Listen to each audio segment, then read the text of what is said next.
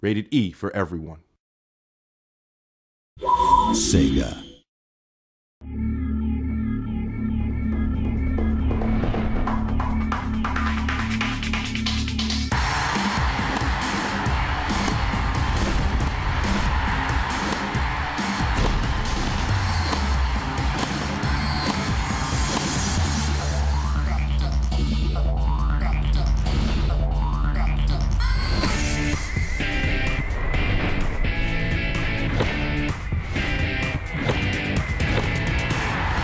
Well, one of the great things about Virtua Tennis is the ability, to play with some of the top players in the world.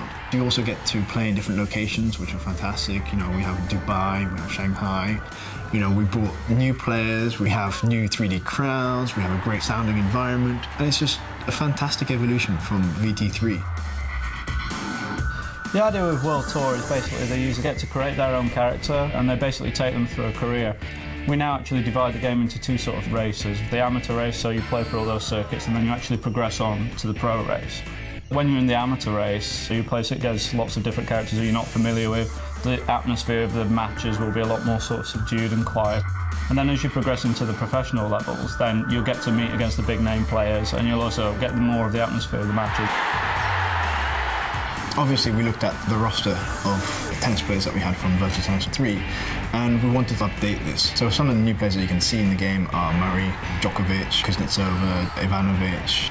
They sort of enhance the roster that we already used to in Virtua Tennis 3, and it allows you to play with basically the latest players. So one of the additions to VT 2009 is the Tennis Academy, and the idea is that tennis pros, legends will come in and coach you, so people like Tim Henman will run you through the basics of shot, and you can learn all aspects of the game. And the idea being that you can work on one particular area and develop that play style, so if I want my character to be a fast runner, I can work on just those areas and my player will become a fast runner.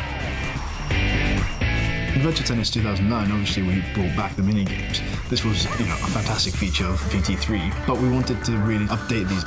We basically reviewed all the games that we liked and had a little bit of a poll on which were the games that everybody liked the most. And we kept the 6 most popular ones, and then we did 6 new ones as well. So for anybody who loves the sort of meat defender crocodiles, we've actually taken that theme a little bit further and got to things like Zoo Feeder, where you're having to feed all the different animals with different fruits and foods. I think one of my favourite ones is probably Pool, which is actually a giant game of pool but just played with tennis.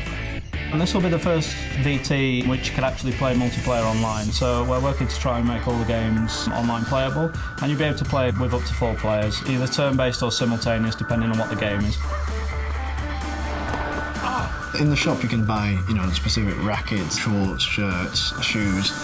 Some of that does affect your gameplay. I mean, tennis rackets have slight balancing to them, so it's just those little minute tweaks in the game that allow you to maybe win that match, maybe last a bit longer, that kind of thing.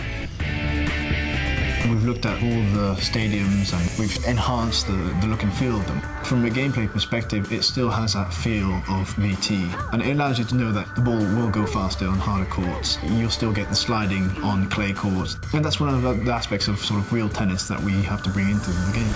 And the brand new over-the-shoulder camera gives you a real sense of being inside the stadium. I think one of my favourite aspects of VT 2009 is that it still maintains the fast-paced arcade gameplay that we've all kind of grown up with over the years. We all used to play the original VT 1 and 2 on Dreamcast in the office. It's still got that feel, it's still fast-paced, it still looks gorgeous. You still get these big sort of epic rallies going. It still captures the same arcade feel that we all kind of grew up with the original VT 1 and 2. The last few years have thrown up some of the most dramatic matches. And you just had the crowd and the sound interaction was fantastic. So what we've done is created a full 3D crowd, but within that affects sort of key moments when you have a difficult rally, you don't know who's going to win, you're trying to outthink the player, and the crowd just goes completely silent.